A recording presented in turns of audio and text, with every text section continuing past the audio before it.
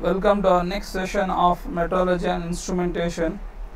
In last class we have discussed a few of the mechanical comparators, in which we have seen dial gauge and we have seen some of the real gauge, sigma comparator and few of the other comparators. So in this class we are going to discuss about electrical comparators and pneumatic comparators to some extent. Then we will be discussing about tool maker's microscope. So what is electrical comparator is nothing but in this electrical comparators, generally we have we will be using electrical and mechanical things where we are using electrical energy and few mechanical components, because of which we can convert one energy in the form of mechanical energy in form of electrical energy. This is also called as electromechanical device that converts the mechanical displacement into electrical signal. So one of the main device which uses electrical comparator is nothing but linear variable differential transformer. Keep remember these words LVDT. They will be keep on using this terminology even in your final semester. Will be having a paper non-destructive testing, in which there again we will be studying about this linear variable differential transformer. It is the most popular technique in which we generally use the displacement in terms of electrical signal. Okay, it is generally uses the displacement of any device. The working principle behind this is we will be having a primary coil, okay, and we will be having two secondary coils. So where primary coil will be considered where it is generally used to send the electrical signal or AC signal, where we will be having two secondary signals. You can see here. So let me highlight you so that you can clearly visualize that this is your secondary coils, this and this is your secondary coil, whereas these and these are secondary coil 2 and these are your primary coils. So when primary coil will be connected to some output source, similarly the secondary coils will be connected, and in between these two will be having a core or you can consider as a input device, which will be which will be a magnetic, or which will be a like iron core, or which will be like a magnetic field which can allow the electricity to pass through that, which can allow the magnetic field to pass through this. So when a device which we have to measure is kept inside this, so if it is at the center, so since these two are connected equally and it is equally distributed between the two secondary sources, so the output current will be considered as 0. So when it is displaced or when it is moved towards S1, so it will try to get magnified. That is nothing but it will try to break the magnetic field of S2 or S1. Okay. So what is happening generally in this is nothing but, as we have connected this primary source, so when a current is passed through the primary source, because of the current it gets magnified, and that magnetic field tries to magnetize the secondary source, because of which it will get electrical signal. It will give some electrical signal. Okay, so that electrical signal, if you observe that electrical signal will be initially this electrical signal which it has given, and this electrical signal which it has given will be equal. Why means the primary coil is equally placed in between the S1 and S2. When the iron core, which is an object or to whose displacement we have to measure, when it comes near to this, because of the coming of this, what happens to the magnetic field which is allowed by S1, or the current which is generated by S1, because of this will be varied. So here you can see that. So as the primary winding is connected to its AC source, it will be getting excited. That is nothing but we will be giving some AC current to that. Because of that, it will produce magnetic field. That magnetic field will be given to both the secondary windings. Because of that, it will be having a differential output. That is nothing but the electric current which is generated in S1 and S2 will be equal. Because of that, there will be null magnified or null output. When the core is passed, that is nothing but when the output or the input device which you are trying to find the displacement, when it is moved, okay, when it is moved to the null position or more magnetic field lines with winding S2, that is nothing but when you are passing it towards S2, and because of that, what happens means the electric current which is in S1 will be greater compared to that of ES1. Okay, so because of that, what happens means E0 will, instead of becoming 0, it will be having some value which will be in the direction of ES2. That is nothing but towards which coil you are sending, so that current will be in that phase of the ES2 value. That will be in terms of ES2. Because of that we can able to identify it has moved towards ES2 or ES1. That is nothing but secondary coil or secondary coil 1. Okay, when the core is moved towards right, that is the right of the null position, means from the origin, from the original position towards the right, means towards positive direction. The more magnetic fields with winding S1 and less windings towards S2, means it is more towards S1 and less towards S2. Because of that the current which is generated will be towards S1. So the output voltage E0 of the LVDT gives some measurement in terms of physical portion of the core and its displacement. With respect to this, now if with the terms of displacement, that is nothing but when it is in the initially the electricity is 0, when it is moved toward S1 it is having some electricity, when it is moved towards S2 there is some electricity. So basing on these electricities we can able to analyze to how far it has moved. So with this what we can analyze is nothing but the linear displacement has been studied with respect to electricity. So this is nothing but LVDT, the linear variable differential transformer. So because it is having one primary coil and secondary coil, we call it as transformers. Okay, clear? So what are the advantages of this electrical comparator is nothing but it is having more small number of parts, possible to have high magnification, because the even a small displacement will be able to produce some deviation in the current. Okay, so if you can able to measure a large distance, then you can able to measure large varieties of ranges of displacements. Okay, remote operation can also be done. The disadvantage of electrical comparator is nothing but it requires an external agency to operate. There is nothing but AC source is required to first excite the primary coil. Heating coils may cause zero drift. That is nothing but because of heating of the coil there will be some eddy currents generated. Already you have studied about eddy current. What is eddy current is nothing but because of the primary coil there will be a secondary magnetic field which is generated. Because of the secondary magnetic field some amount of current is generated, so which tries to compensate the primary current. Okay, so that is nothing but eddy current.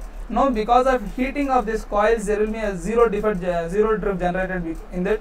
More expensive that mechanical comparators, because in mechanical comparators you could have seen the operations like they will be using gears, rack and pinions, spring, which are much cheaper compared to that of like electrical equipments. So you should have a AC source, you should have a primary windings, you should have a secondary windings, and those windings should not short circuited when they are being assembled in a device. So for making all these things it will be a costlier process compared to that of a mechanical comparator. Next is pneumatic comparators. Pneumatic comparators, already we know that what is pneumatic comparator. Pneumatic comparator is nothing but which uses the air pressure or velocity for finding the deviations which you have produced in the length or in terms of angle. So the jet of airs are applied to the surface being measured, and the variations of the back pressure and the velocity of air caused due to variation is amplified to the output signals. So based upon the physical phenomenon, the pneumatic comparators are classified into two types, that is flow or velocity type, another is back pressure type. So flow or back pressure type is nothing but when air is passed from one section to other section, it will create some constant, it will create some back pressures. Okay, for example, the principle of back pressure gauges is that when orifice OM, this is orifice is nothing but a small hole which you have studied in your fluid mechanics, okay, is blocked the upstream pressure P1, because P1 becomes equal to P2 between the two orifices. Okay, since if these two are equal there will be no flow of pressure. Okay, since OM is blocked, this P1 and P2 will become equal. Since the P1 cannot flow from here to here, so this orifice OC will try to nullify until unless P1 and P2 becomes equal, the pressure will be directly flowing from one side to other side. When the orifice opening OM is increased indefinitely, the pressure P2 tends to become 0. In this basis, that is nothing but when it becomes more, when it is completely exposed or when it becomes vacuum, the whole pressure from P2 will be trying to flow here and it becomes 0. Okay, so in the basic back pressure unit shown in the figure, a Bourdon tube deflects according to the back pressure changes. Okay, back pressure changes, it is getting deflected because of the back pressure. There will be a regulator because of which it will be getting deviated. Okay, so the reflection is amplified by a gear and a lever, and indicated on a dial gauge. Okay, next is Solex comparator. In Solex comparator we use velocity, that is the instrument was first commercially introduced by author name, that is Solex Air, the gauge limited. So it uses the water manometer for indication of the back pressure. It consists of a vertical metal cylinder in which water is present. In this we will try to send the air. Because of this pressure air created, so it tries to create some kind of water bubbles. Because of the water bubbles, it will try to move through the orifice, or it will flow through the manometer. Reading will be changed. Okay, so to read the manometric reading, we have a scale here calibrated by a cylinder and a scale. So the pressure of air supplied is higher than the desired pressure. Some air bubbles out from the bottom of the tip of the tube, and air moving to the control volume. Because air pressure is more, it will try to create some bubbles, and it will try to go through the control volume, means it will try to coming back through this, and it will try to flow through this. Okay, so the constant pressure air passes through the control orifice and escapes from the measuring jet. Where there is no restrictions to the escape of air, the level of water in the manometer tube will coincide with that of the cylinder. That is nothing but when this pressure and this pressure becomes equal, the manometric reading will be equal to this. When this pressure increases, it will try to push the manometer, and manometer level will be varied. Okay, so but if the restriction to the escape of the air through the jet, a back pressure will be introduced in the circuit, and the level of water in the manometer tube will fall. Okay, either it will fall or it will rise. The restriction to the escape of air depends upon the variation of dimensions to be measured.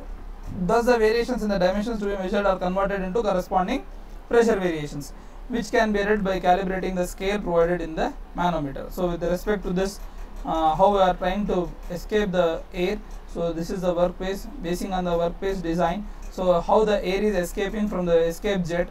Okay, if it is getting restricted, so what happens, the air here will create a lot amount of pressure. Because of this, so the manometric pressure, manometric level, or the differential, whatever the liquid present in this, will be falling down, and the water level will be rising. Okay, similarly, if it is easily flowing through this, then the pressure here will decrease and pressure here will be increasing, because of which there will be a rise in the manometric liquid. So both the cases may was most probably the manometric liquid will be falling because of the profile of the workpiece. Okay, so what are the advantages? It is possible to have a high degree of magnification. It is the best method for determination of ovality and taperness, because if the surface which you are using is oval shape, so because of that it can easily escape. If it is taper, so at one side it can the back pressure will be less, at the other side the back pressure will be more. So because of that we can able to identify the taperness of the surface. Disadvantage: the scale is generally not uniform. The apparatus is not easily portable. It cannot be moved from one place to other place because it is having some kind of liquid in it. When you try to move it, the liquid may spill off, the manometer may break, so there is a lot of complications. The next thing is tool maker's microscope. So tool maker's microscope is one of the versatile instrumentation which is used to measure most delicate parts by using some kind of optical light.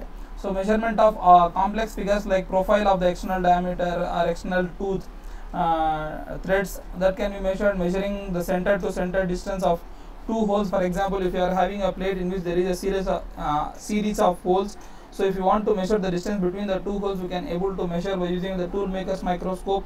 The linear measurement can be done, the angular measurement can be done in this. So the measurement can be done in linear terms till 1 mm, whereas 1 micrometer, whereas in that is nothing but 1 mm, whereas in terms of angular measurement we can measure up to 1 minute.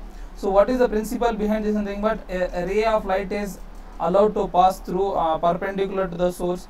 So it passes through the transparent glass and falls on the surface.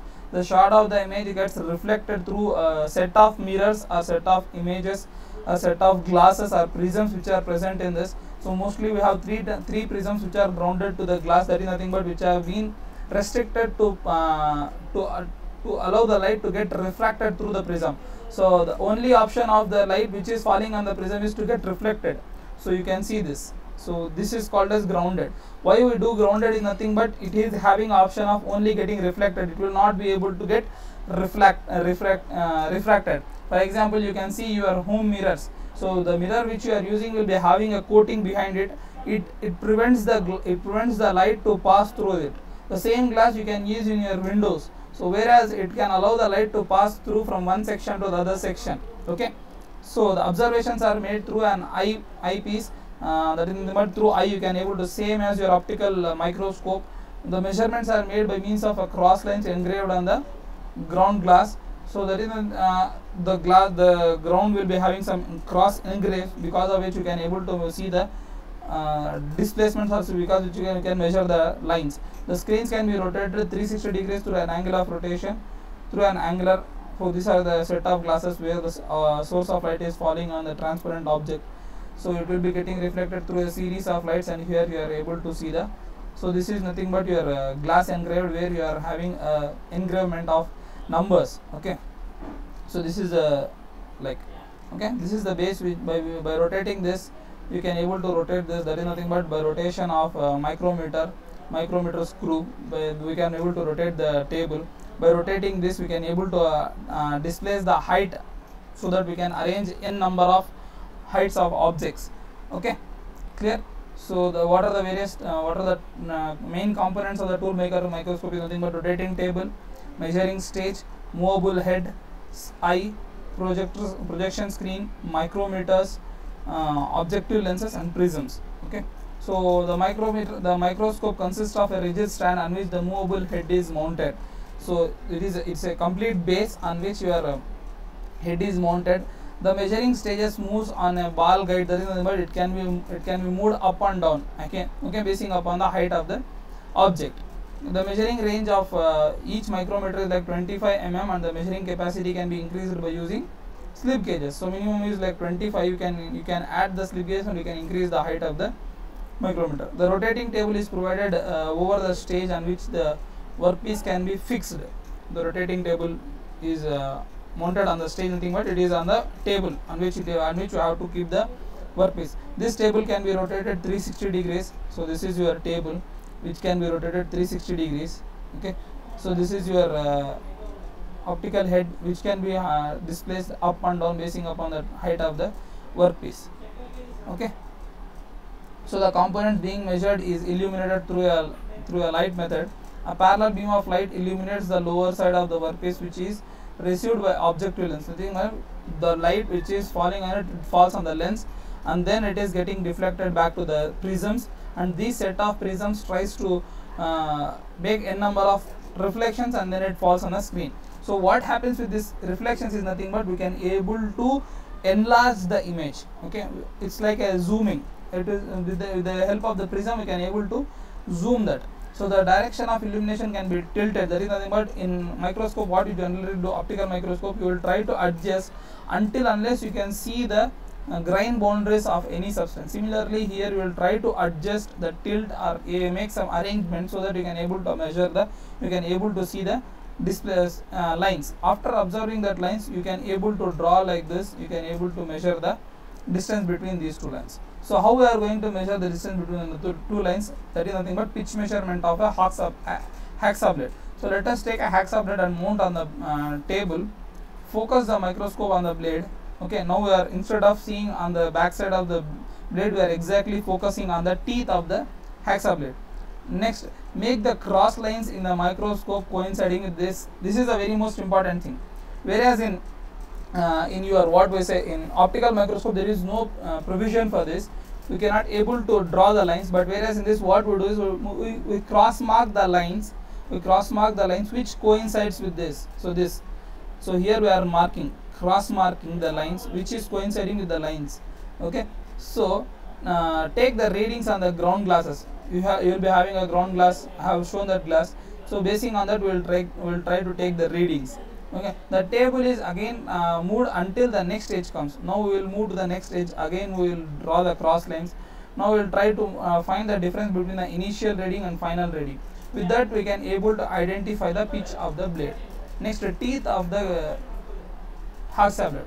So place the blade on the table in the same position. Rotate the screen until the line of the angle of screen rotation is noted. Take the angular reading, the initial one. Next, again rotate the screen until the same line coincides with the flank. So initially you are trying to coincide with initially you are rotating to coincide with this line. next you are rotating to coincide with this line. Okay, so after coinciding with this line, you can have the lines and you can able to measure the, take the final angular readings. Then the teeth angle of the blade is the difference between the two angular readings. Okay, next, determination of relative position. It is used to determine the relative position between the various points on the work. If you are having a workpiece, if you want to measure the two distances, you can able to find the distance. How can find the distance is nothing but, initially you will be having a hole like this, so whose center you will try to arrange, you will try bring the microscope with the exactly matches with this, so then you can note down the reading.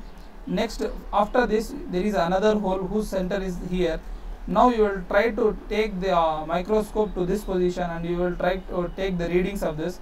This is your initial reading, this is your final reading. Now you will try to subtract these two readings, you can able to measure. Similarly, measurement of angle.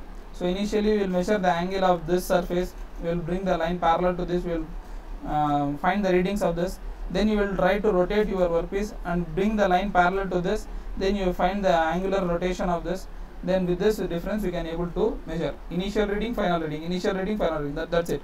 Comparison measurement. The tool maker microscope can be also be used for comparison of thread forms, measurement of pitch, effective diameter. In this case, the comparison is done with the master profile engraved in the eyepiece. That is nothing but with the basic masterpiece. We will try to compare with that value. Okay. So the keywords of tool maker's microscope is nothing but achromatic condenser. What is this achromatic condenser? Is nothing but the combination of lenses made of different glasses used to produce the image free from chromatic aberration. That is nothing but achromatic contrast. That is nothing but if, when you are having set of lights, there will be like what there will be combination of different images. So we will try to make the images free from the different blurs. Okay. Next, the projection lens, the lens that magnifies and transmits the object counter image resulting from the collimated parallel. That is nothing but these prisms which are trying to project or which are trying to magnify the image, those lenses are called as projection lens. Next is magnification. Magnification is nothing but the ratio of the screen diameter to the field diameter in the microscope. Field diameter is nothing but the diameter of the area that can be projected on the screen. How much amount of area which we can observe on the screen is called as field diameter. With respect to that, how much screen we are having, that is called as magnification. Okay. So with this we will be completing almost 3/4 of your second unit also. So only thing left out in the second unit is like linear measurement and Taylor's surf. That is nothing but how to identify the flaws present on the surface. With that we can able to stop our third unit also. Thank you.